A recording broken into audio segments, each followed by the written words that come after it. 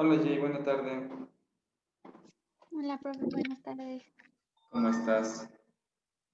Bien, gracias, ¿y usted? También por aquí con el internet sufriendo, pero aquí andamos. Sí, creo que ahora todos los profes tienen problemas con su internet. Sí, de hecho acá no tengo señal de celular, se fue desde la mañana aquí en el municipio, bueno, en donde estoy. No tengo Ujú. señal de cel, este, solo estoy por el wifi, pero estaba ahí fallando tanto el internet que me desconecto, me conecto. Hoy está muy Sí, feo y sus compañeros andan igual, creo. sí, creo que sí. Pero bueno, esperemos que se conecten. No sé si se han conectado a sus demás clases. En la mayoría sí, Maggie creo fue en esta última clase que no se conecta. Ah, ya. Pues Ujú. vamos a esperar a ver tus compañeritos, a ver si se van conectando para empezar la sesión, porque te dejaron solita. Sí, está bien. Vamos a esperar unos minutitos a ver si. ¿Cómo está el clima allá por su región? Pues nublado, pero se siente como calorcito, como ¿Ah, frío. sí? Uy, no. Mm. Acá en mi municipio empezaron ahorita el aire Ajá. y hay mucho polvo, me está entrando polvo por todos lados aparte, entonces está medio cruel. Sí.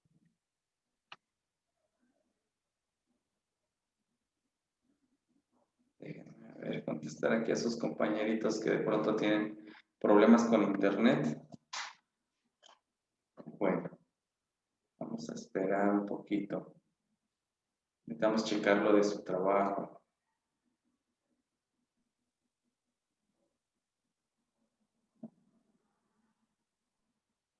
Ah, qué cosas.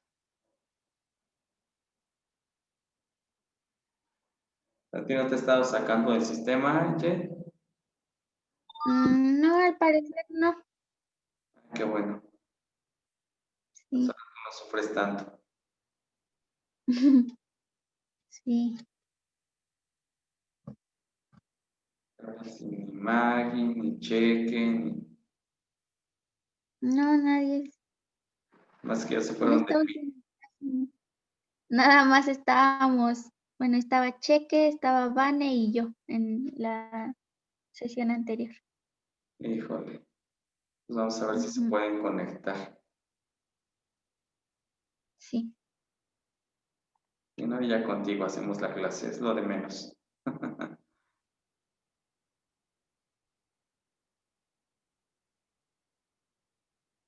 Híjoles.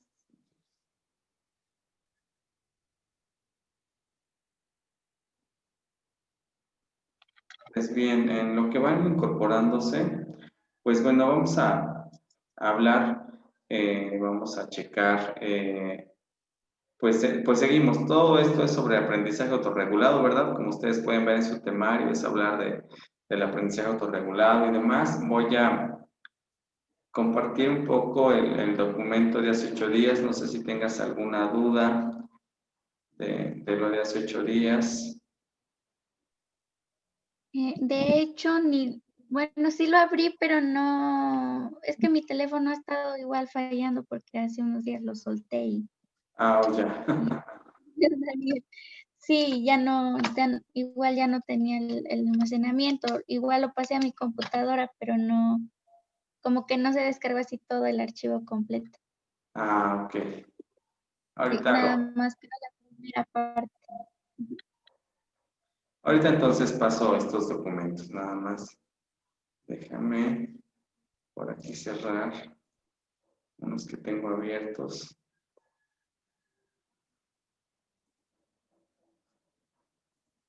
Y nada más tantito en lo que puedo incorporarlos. Ok. Si no nos falla una cosa, nos falla otra, ¿verdad? Pero algo nos falla. Pero Sí, a ver, déjame ver aquí. Déjame ver si ya los puedo pasar.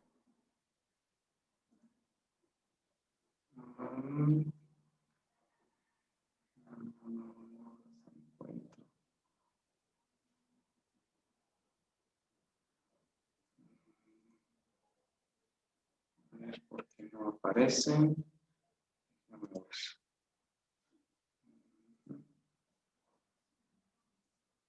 Pero no los encuentro, pero bueno, estamos aquí hablando de aprendizaje, aprendizaje, aprendizaje, aprendizaje.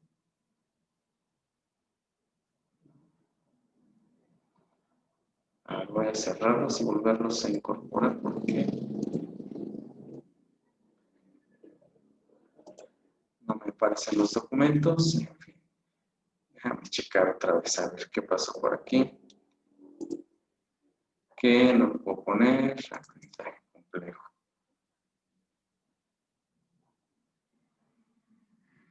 A ver, nada más tantito.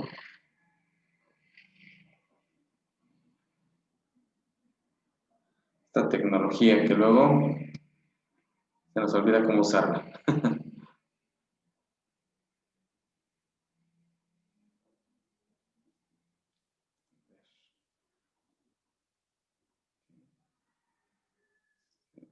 Sí. A ver, voy con-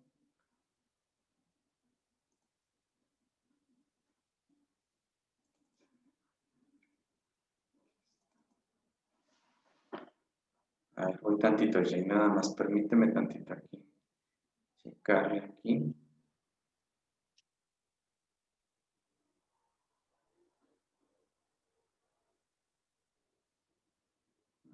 Creo que ya está.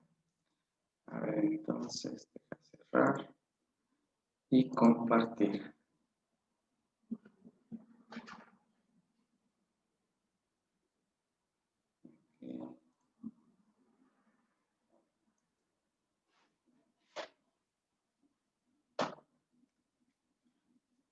A ver si se carga.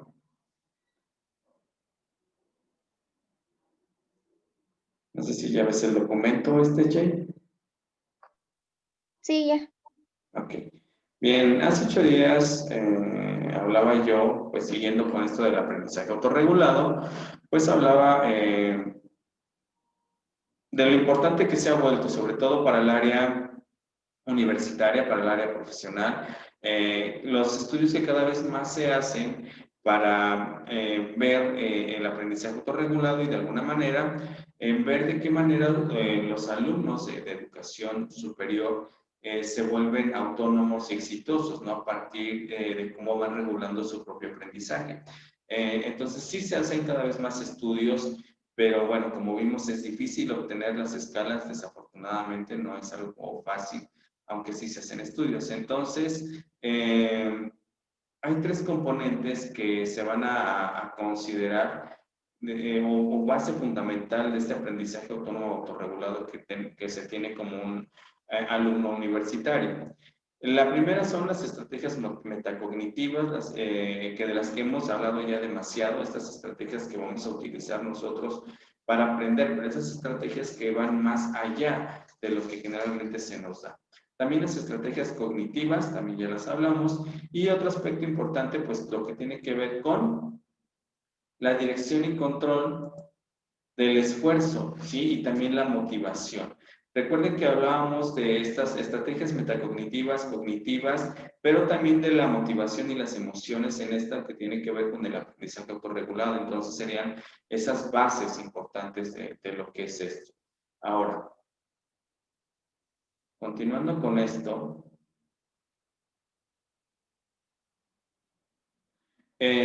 todos los alumnos pueden considerarse autorregulados, como dice el documento, ya sea desde la manera en que utilizan sus estrategias metacognitivas, las cognitivas o las motivacionales y conductuales. Entonces, es así como van ustedes a diseñar pues sus estrategias para poder aprender. Entonces, vamos a tener distintos puntos de vista, distintos autores que van a definir a los estudiantes como autónomos, como autorregulados o como aprendizaje autorregulado desde diferentes enfoques. Casi todos coinciden en lo que es esto. Tenemos desde la perspectiva operante. La perspectiva operante tiene que ver con el conductismo operante, del que ustedes ya conocen, ¿sí? Entonces aquí, basándonos en los autores Mais, Belfort y Sheam, nos dicen que los alumnos que saben autorregular su aprendizaje son aquellos que tienen rasgos críticos del aprendizaje autorregulado, de la elección entre diversas alternativas posibles y el diferente valor reforzador de las distintas respuestas que puede emitir el sujeto. Como estamos hablando de un condicionamiento o parte del condicionamiento operante que está con estímulos positivos, refuerzos positivos o negativos, pues aquí también esta parte del aprendizaje autorregulado se vuelve de esta manera, en la manera en que quien está eligiendo diferentes alternativas obtiene estas respuestas que se pueden ser positivas, negativas y que pueden emitirse como refuerzos posteriormente para seguir obteniendo este tipo de respuestas, ¿no? Que es lo que hace el conductismo operante. Ahora, de acuerdo a Markovs en 1989, nos dice que para que se dé autorregulación en el aprendizaje, el alumno debe formular o elegir las metas, planificar la actuación, seleccionar las estrategias, ejecutar los proyectos y evaluar esta actuación. ¿A qué se refiere este autor? Pues se refiere a que el alumno es el responsable de elegir hacia dónde va, de hacer su plan de acción y de acuerdo a ese plan de acción seleccionar estas estrategias que lo van a llevar precisamente a cumplir las metas que él está proponiéndose, ¿no? De acuerdo a Markovs. Que es algo que también ya hemos visto durante todo este proceso de lo que es el aprendizaje autorregulado. Para Schuch, él dice que se denomina el aprendizaje autorregulado a aquellos sujetos que autogeneran sus propias actuaciones sistemáticamente encaminadas a alcanzar las metas de aprendizaje. Si te das cuenta, o se dan cuenta, Vane, con este autor, tiene mucho en relación con Markovs, donde pues él define que los alumnos también son quienes se encargan de generar sus propias actuaciones, e igual sus propias estrategias para llegar a tener este aprendizaje autorregulado, o sea, son ellos mismos. Tenemos a Miss, ¿sí? Este autor que nos dice que aquí el aprendizaje autorregulado va a ser este proceso mediante el cual los alumnos ejercen el control sobre su propio pensamiento, al efecto y a la conducta durante la adquisición de conocimientos o destrezas, donde el alumno tiene el control precisamente de lo que va a aprender, que a eso se refiere este autor, ¿no? Entonces ahí estamos refiriéndonos a esa parte. Ahora bien, de acuerdo a los conceptos que veíamos anteriormente y a lo que nos dice González en el 2001 y también de acuerdo a lo que pues la teoría de Zimmerman que hemos estado hablando demasiado nos dice pues hay ciertas características que van a tener los alumnos que saben autorregular su aprendizaje, que es de lo que hablaba yo hace 8 días en el video. Uno, son conscientes de la utilidad del proceso de autorregulación, es decir, saben que pueden regular su conocimiento y que pueden tener el control de cómo aprender y de mejorar sus estrategias y demás. Es una de las características, son conscientes de la utilidad de este proceso, ¿sí? Otro es, supervisan la eficacia de sus métodos y estrategias de aprendizaje, es decir, siempre están considerando hasta dónde están llegando con lo que están usando, o sea, son constantes en esta regulación de, más bien evaluación de los métodos o las técnicas que están utilizando para poder aprender, ¿no? Entonces, por eso supervisan constantemente, ¿sí? Aquí es para que pues ellos puedan definir cuál es más eficaz que otra y estas poderlas seguir utilizando y que se vuelvan parte de esas estrategias que utilizamos constantemente para seguir aprendiendo, ¿sí? Otra de las características es que tienen motivos para aplicarse en la puesta en marcha de sus procesos, estrategias o respuestas autorreguladas. Aquí pueden ser diferentes los motivantes, diferentes factores que los motiven a precisamente diseñar todas sus estrategias, ¿sí? Cada uno de nosotros pues elige lo que pues considera y eso es lo que nos van a dar esas estrategias, ¿sí? Cada motivo puede ser distinto. Aquí lo importante es que nos generen esa motivación para la selección de estrategias. También quienes saben regular su aprendizaje, pues desempeñan o tienen un destacado papel en la formulación de metas. ¿Por qué? Porque acuérdense que saben manejarse, saben conducirse, saben hacia dónde van, por lo tanto, saben qué es lo que les sirve, qué es lo que no les sirve y pueden diseñar estas estrategias y obviamente tienen esta mejor conducción y mejor llegar al éxito de las metas que están estableciendo. De hecho, veíamos en temas anteriores que incluso se puede ser muy inteligente, mucho, muy inteligente, pero el que sabe regular todavía su aprendizaje, que sea, tener un alumno que sabe autorregularse, puede incluso ser más exitoso que aquel alumno que se diga ser más inteligente, ¿no? Entonces va a depender también de las estrategias que se están utilizando, del desempeño que se tengan estas para llegar al éxito de las metas que se pretenden, ¿no? Entonces, vean lo importante que es esto. ¿Algunas dudas hasta aquí, Jay, Van? No, Lica. ¿No? Vane, si me escuchas. No, profesor. Ok, Ahorita no. bien. Marcos y Wood dicen que la autorregulación implica formulación de metas, planificación, observación, evaluación y reacción. Si se dan cuenta, es algo de lo que hemos estado mencionando anteriormente y de lo que hemos estado mencionando constantemente durante esto. Formulación de metas es porque el hecho de llevar unas estrategias, de aprender a conducir nuestro aprendizaje, a hacerlo nuestro, a manejarlo y demás, pues significa que tenemos un objetivo hacia dónde vamos, ¿no? Y esas metas nos conducen. Ahora, por una parte. Por otra parte, tenemos que planificar toda esta parte de autorregular, y también parte de planificar, de observar y de ir evaluando todas las estrategias que nosotros vamos poniendo en marcha para ver si seguimos con ellas o no, ¿no? Es parte de la autorregulación. Entonces, de esa manera. De acuerdo a Kuhn, él propone tres subsistemas que interactúan para que se logre esto. Y entre ellos están las preferencias emocionales, todo lo que son emociones que ya veíamos anteriormente, todas las preferencias procedimentales, el cómo hacerlo, los hábitos que estamos tomando para hacer esto y esquemas de actuación dominantes y las preferencias cognitivas. Es decir, todo lo que vamos a hacer para que se desarrollen esta regulación de mi aprendizaje. Ajá.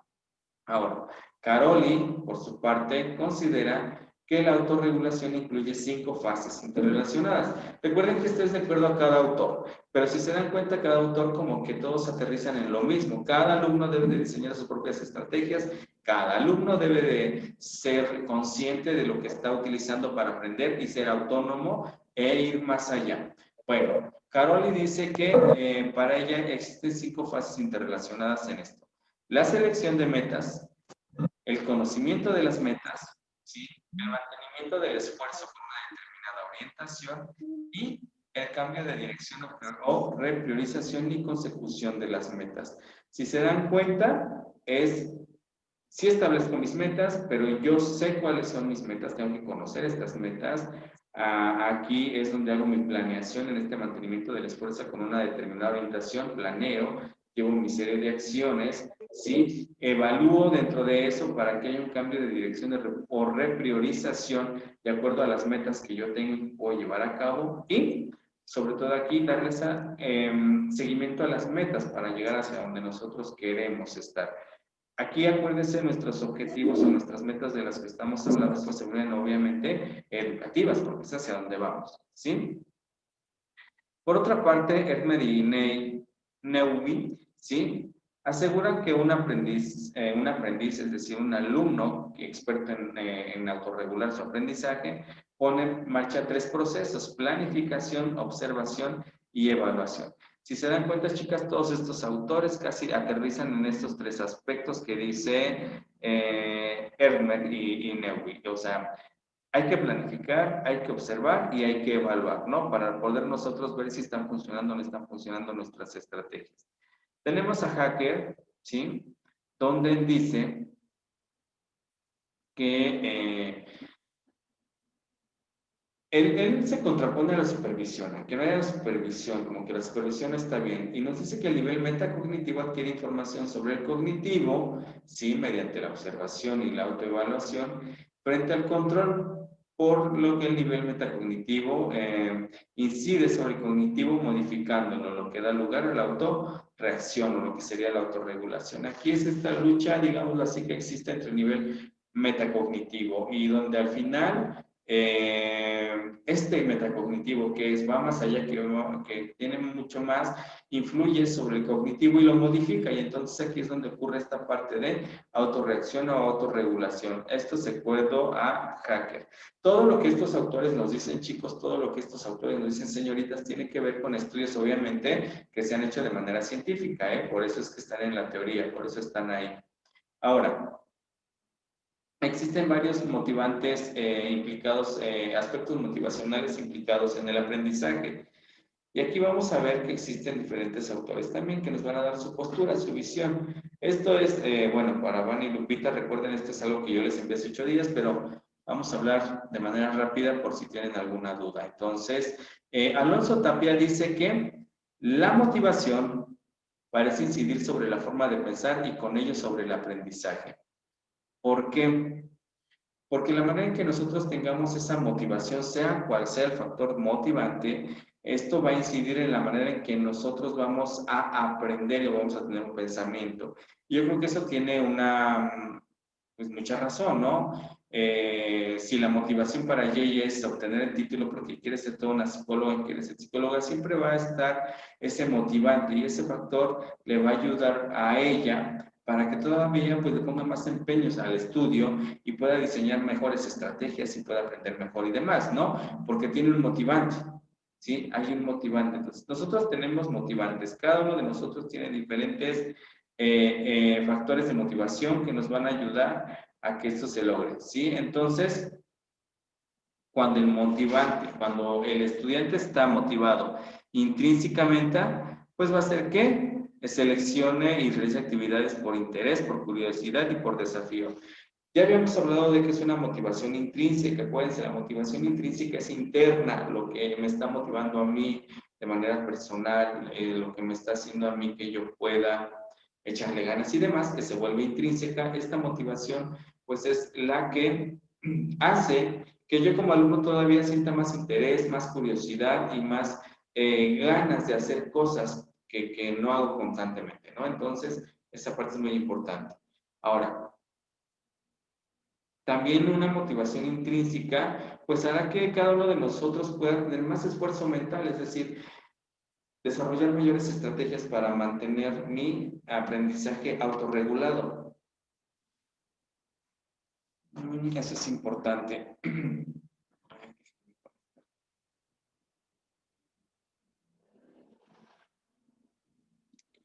Ahora, cuando existe motivación extrínseca, es decir, motivación externa, dice este autor que el alumno se va a sentir comprometido a realizar ciertas actividades, pero cuando estas actividades ofrecen recompensas externas, o sea, sí lo va a hacer si ve una motivación externa para ello. Entonces, de acuerdo a este autor, pues creo que lo que nos genera más interés, lo que nos genera más curiosidad, más desafío, siempre va a ser una motivación intrínseca, una motivación interna que una externa, porque una externa nos va a ayudar, pero solamente porque vamos a obtener tal vez una recompensa, ¿sí? Por lo que estamos haciendo. Y sí nos ayude a diseñar ciertas estrategias, ciertas acciones para lograr mi aprendizaje, pero solo porque va a haber una recompensa, mientras que cuando es intrínseco va a ser algo más duradero, van a ser estrategias o acciones que vamos a estar utilizando constantemente, ¿no? Entonces sí hay una gran diferencia.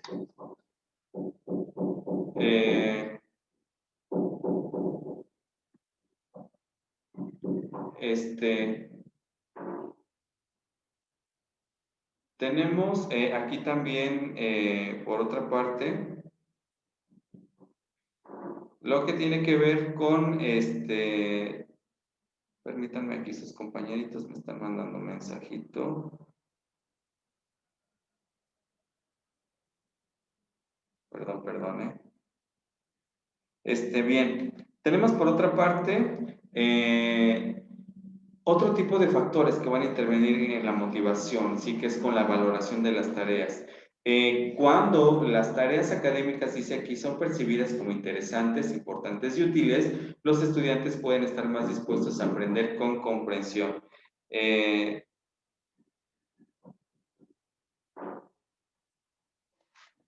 ¿A qué se refiere a esto? Que, por ejemplo, si ahorita, como esto que estamos hablando de aprendizaje autorregulado, si esto es una tarea o un tema que le cause interés a Jay, a Lupita y a Vane, pues obviamente esto va a hacer que ustedes se puedan o que ustedes se sientan más dispuestas a investigar, a diseñar estrategias, a aprender más, porque es algo que les causa interés, que les da motivación, ¿sí? Sin embargo, también van a existir a veces sentimientos o creencias de autoeficacia que también van a ser vinculados a la motivación. ¿Cuáles son estos sentimientos o creencias de autoeficacia? Pues se refiere a que cuando creemos que somos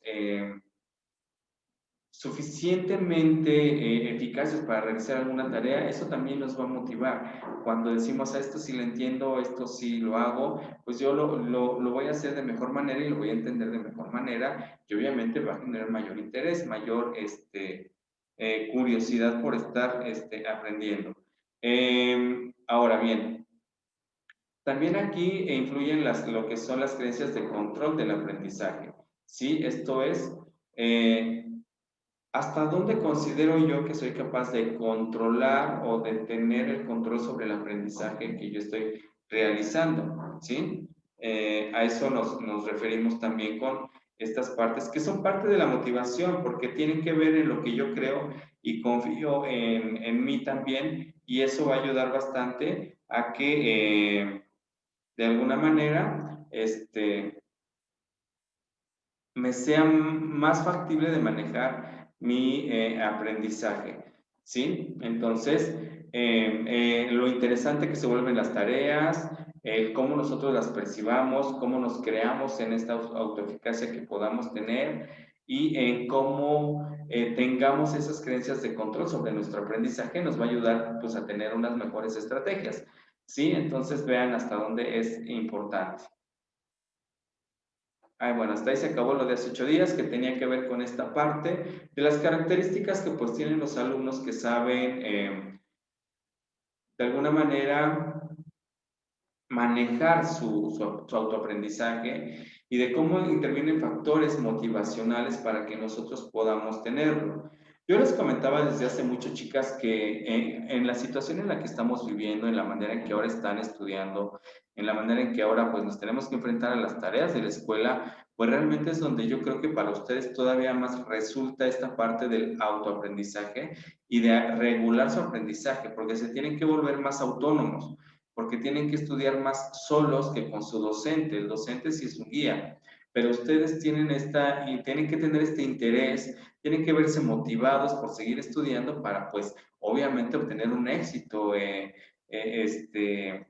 ¿cómo se llama? Un éxito académico. Y recordemos lo que dice el aprendizaje autorregulado. Sí podemos ser muy inteligentes, pero si no sabemos autorregular nuestro aprendizaje, pues igual no tenemos el mismo éxito que un alumno que sepa autorregular su aprendizaje y pueda volverse más exitoso que aquel que creemos inteligente, ¿no? Entonces, recuerden que yo les decía dentro de las estrategias metacognitivas, pues está el que ustedes investiguen más allá de lo que uno les dice, que ustedes tengan ese interés por ver otros temas, por relacionar, por tener dudas y seguir investigando, por leer, por subrayar, por mil cosas que ustedes puedan hacer para mejorar y tener mejores conocimientos. Bien, hablando del aprendizaje autorregulado, chicas, ¿dónde está? Vamos a volver un poquito a lo que es la evaluación del aprendizaje autorregulado. Y vamos a retomarlo porque, pues bueno, como yo les dije, ustedes tienen que hacer un estudio de caso. Por la situación en la que estamos, pues no podemos estar en la escuela, no pueden ir a otras instituciones porque no vamos a encontrar alumnos. Y yo les comentaba que este estudio de caso que van a hacer, pues lo vamos a realizar en la institución, pero con ustedes. Vamos a utilizar los medios que tengamos o lo que podamos para poder realizar este tipo de trabajo. Bien, yo les mencionaba que como parte del trabajo, déjenme checar aquí mis apuntes, como parte del trabajo que van a entregar en diciembre, que será un solo trabajo, pues vamos a hacer un trabajo de investigación, ¿sí? Un trabajo de investigación en el que ustedes vamos a descubrir cuáles son las estrategias de autorregulación de aprendizaje que utilizamos cada uno de nosotros. Por ejemplo, Lupita va a poder darse cuenta cuáles son las que utiliza Jay, cuáles son las que utiliza Vane, las que utiliza Cheque, en cuáles coinciden, en cuáles no. Jay igual va a poder saber lo mismo. Entonces yo les di unas características de este trabajo que son, bueno, portada, su introducción, su referencia teórica, su método, sus resultados. ¿Sí recuerdan esa parte, verdad, chicas? Sí. Bien.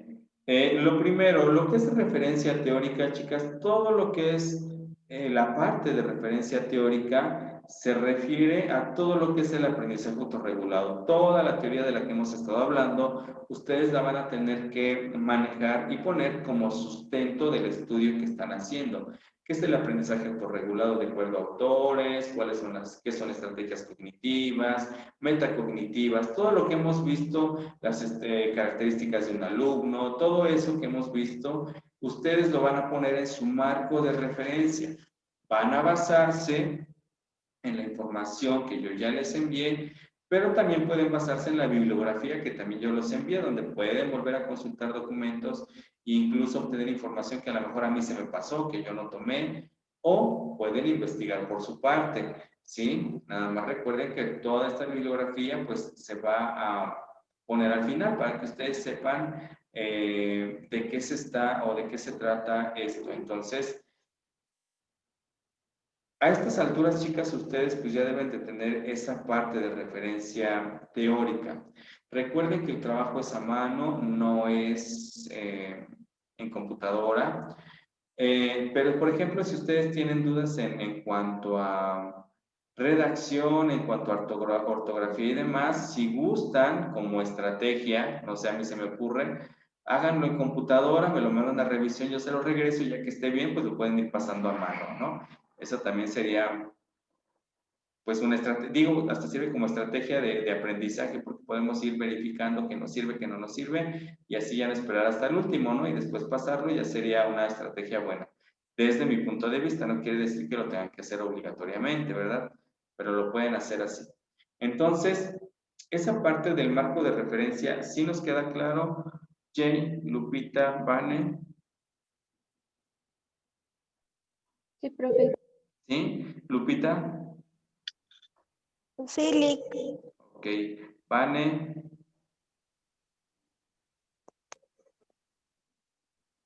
ay, Vane ya se quedó dormida, creo. Bueno, continuamos. Bien, ahora, eso es en todo su referencia teórica, toda la teoría que sustenta el aprendizaje autorregulado. Ahora bien, tenemos el método. En el método lo que vamos a poner es, pues, cómo vamos a levantar este estudio y la escala que ustedes van a tener que diseñar. Y por eso me quise regresar un poco, perdón, a la evaluación de aprendizaje autorregulado, porque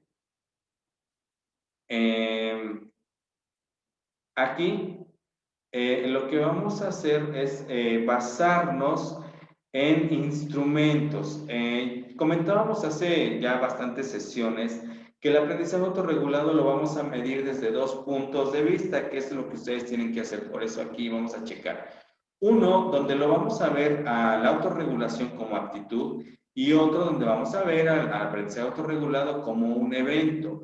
Entonces, vamos a ver que de acuerdo a lo que nosotros ya leímos e investigamos, vamos a medir el aprendizaje autorregulado, pero como evento, no como aptitud. Y les voy a explicar por qué. Esto ya lo tienen ustedes, de hecho, en documentos anteriores.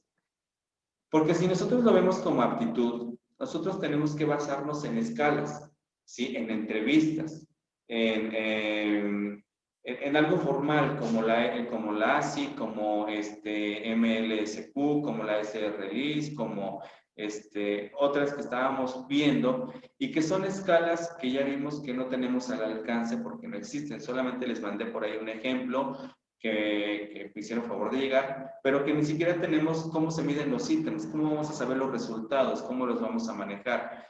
Yo les había pedido de favor que investigaran, no sé si alguien investigó acerca de estas escalas, aparte de lo que yo les di. Lupita. A ver, ¿dónde está Lupita?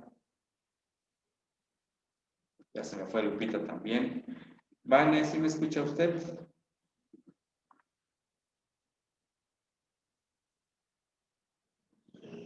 Bueno, Vane tampoco. Ah, sí, Vane, sí.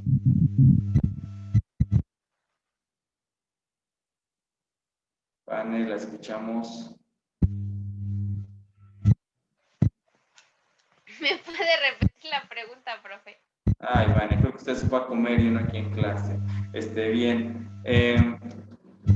La pregunta es que si investigaste sobre estas escalas, como les había yo pedido, aparte de la información que ya les di, si investigaste acerca de esto, o no, Vane. No, profe, todavía no. Ok. Jay, ¿usted investigó? En algunas, pero creo que era la misma información que usted nos había dado. No hay información acerca de... Lupita, ¿usted pudo investigar algo? No, Lica, aún no. No, ok. Bueno, de todas maneras, como ya les comentaba en clases anteriores, todas esta serie de entrevistas, de test que ya están elaborados, no las vamos a encontrar porque es algo que no se aplica comúnmente, aunque se hacen más estudios, como comentaba al inicio, pero no es algo que se aplique comúnmente ¿cómo les puedo decir? En estudios a escuelas, se hace a estudios a alumnos universitarios y se han hecho algunos bachilleratos, pero realmente vamos a encontrar muy pocas dentro de lo que es nuestro contexto. No las hay como nosotros quisiéramos, o sea, están fallando, no están fallando, simplemente son estudios que se hacen a nivel grupal, a nivel carrera o a nivel todo el colegio, toda la universidad, pero que prácticamente no cualquier psicólogo las aplica. Entonces, todo lo que son las IMSLQ, SR-LIS, ¿cuál había otra? El Writing Student Self-Regulated Learning Outcomes, a Teacher Scale, que mide al profesor, no las vamos a encontrar en lo que es, pues de manera rápida. Los manuales para adquirir estas realmente son muy caros y no tiene caso gastar en estos manuales cuando va a ser algo que no van a utilizar ustedes tampoco constantemente. Pero bueno, sabemos que existen, aunque no sepamos, pues, utilizarlas, porque pues así va a ser un problema. Entonces, yo les comenté que lo que vamos a utilizar para hacer nuestro trabajo, ¿sí? Van a ser la utilización de recursos que miden la autorregulación como evento, no como aptitud, la vamos a ver como un evento. Y entonces aquí lo que vamos a hacer es realizar una escala donde podamos medir protocolos de pensamiento en voz alta, ¿sí? Donde utilicemos métodos de detección de errores en tareas, metodologías de rastreo y observaciones del desempeño, que esto es lo que podemos usar. Entonces nos vamos a basar en esto para realizar lo que es su escala de ustedes. Cada uno de ustedes va a diseñar su propia escala. No sé, por ejemplo, a mí se me ocurre en protocolos de pensamiento en voz alta yo puedo preguntar al estudiante, Cuando lees un documento, lo lees en voz alta, o lo lees en silencio, si tienes alguna duda, repites el texto, pones mayor énfasis, o sea, vamos a tener que nosotros diseñar nuestras propias escalas porque tampoco las tenemos, o sea, vamos a encontrar ejercicios, sí, vamos a tener ahí, pero no tenemos estas escalas que puedan medir esto y esto pues nos va a complicar bastante. Entonces, ¿cuáles son los protocolos de pensamiento en voz alta? Pues bueno, un protocolo de pensamiento en voz alta es donde el estudiante pues dice que reporta sus pensamientos y los procesos y estrategias cognitivas que pone en marcha mientras realiza una tarea. Y aquí es donde los estudiantes analizan, por ejemplo, no sé, a lo mejor Jay cuando está leyendo algo para hacer una tarea, tiene que leer en voz alta para poderlo comprender, ¿no? O sea, vamos, por ejemplo, yo cuando no leo, más bien, cuando yo no entiendo algo, aun si lo estoy leyendo en silencio, lo que tengo que hacer ahora es leerlo en voz alta para entender lo que yo estoy leyendo. Entonces necesito, pues obviamente, un espacio solo para yo, si tengo dudas, volverme a releer el texto y volverlo a comprender. Entonces aquí tendríamos que generar preguntas donde nosotros preguntemos acerca de estos protocolos de pensamiento en voz alta, ¿sí? ¿Sí nos va quedando claro hasta ahí, chicas, cómo tenemos que ir formulando esto? ¿Lupita? ¿Sí? ¿JC, Lupita? Sí, Lick. ¿Sí? Ustedes son las que van a diseñar su escala y obviamente ustedes tienen que poner la valoración de las respuestas.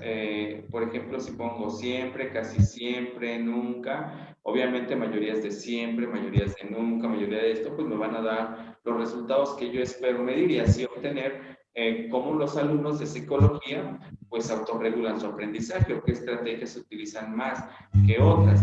Pueden checar en base a las estrategias que ustedes utilizan, pueden investigar qué otras estrategias existen para ir preguntando en base a eso y ir formulando su test. Entonces, es importante porque pues vamos a sacar, cada uno de ustedes va a tener que sacar cuáles son las estrategias que más se usan, cuáles son las estrategias que menos se usan, cuáles brindan mayor resultado, cuál es la que usan la mayoría de todos, en fin, vamos a obtener diferentes datos y nos va a ayudar a entender la manera en que cada uno de ustedes aprende también. Entonces, por eso se vuelve importante, ¿sí? Ahora, hablamos de protocolos en pensamiento en voz alta, pero también tenemos métodos de detección de errores en tareas. Este método de detecciones de errores de tarea se refiere a cuando en los materiales que se nos da existen errores. Entonces aquí tenemos que ver cómo los alumnos son capaces de detectar errores en los materiales que estamos mandando.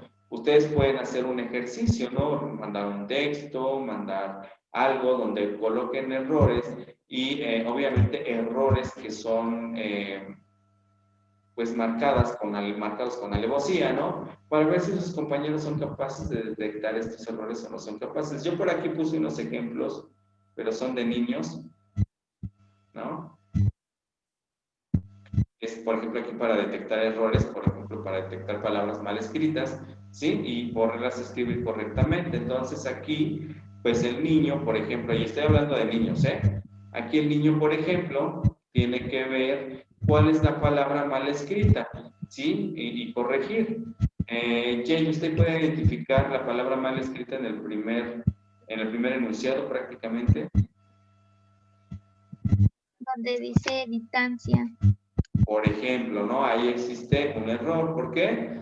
Porque no dice distancia, dice distancia, ¿no?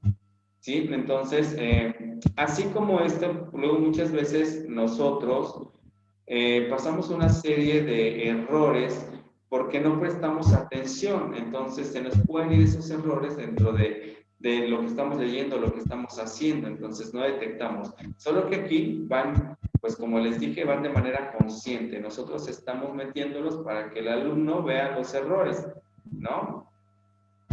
También, por ejemplo, aquí tenemos, esto es de niños, obviamente, que nosotros decimos, pero por ejemplo aquí también tenemos una serie de errores, ¿sí? Que los niños pueden confundir, por ejemplo, por la escritura, ¿no?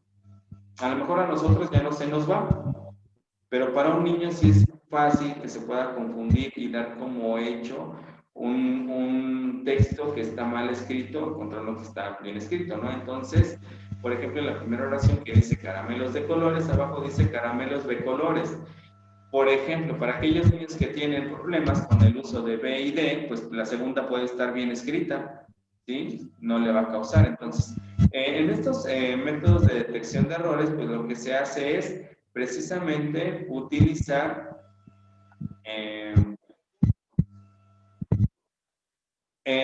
estrategias donde se tengan que observar estos errores o se tenga que poner atención en estos errores para así poder obtener información correcta, ¿no? Y ver hasta dónde el alumno es capaz de detectar esto, ¿sí? Es como a veces vemos, nosotros como adultos vemos alguna página de internet, alguna noticia, el periódico, la revista, y a veces viene por ahí una palabra mal escrita o se les fue una letra o no la escribieron bien, y cuando ponemos atención pues lo vamos a detectar, ¿verdad? Pero cuando no, pues damos como hecho de que todo está bien escrito. Hasta yo, chicos, chicas, luego les he puesto, no les he puesto porque eso no se los he puesto adrede, sino que a mí se me van los errores dentro de lo que les pongo y ustedes dicen a todo que está bien, todo está bien, todo está bien. ¿Por qué? Porque ya no se dan cuenta de que hay un error, ¿sale? Entonces, eso es para esto parte esta de detección de errores.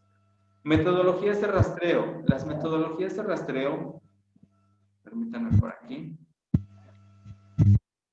es aquí cómo nuestro alumno, el alumno, puede de alguna manera identificar lo relevante de un texto, de algo que está haciendo, por ejemplo, al subrayar parte de la tarea, al hacer un mapa, al anotar algo. Yo les comentaba, no sé si sea lo mismo que Jay, que por ejemplo en Jacala hacían muchas estas o utilizan muchas estas metodologías de rastreo los alumnos, donde hacen la tarea, pero aparte de lo que dicen, si hay una palabra que les causa conflicto, la subrayan y aparte en un tip, en un notitip, como se dice, me escriben aparte cuál es su duda, cuál es la queja, cuál es todo, ¿no? Eso nos sirve bastante. ¿Por qué? Porque vamos rastreando dónde está el error y qué queremos corregir. Entonces, estas metodologías de rastreo, por ejemplo, muchos de ustedes a veces yo puedo dictar o puedo darles el documento, pero aparte encima anotan lo que consideran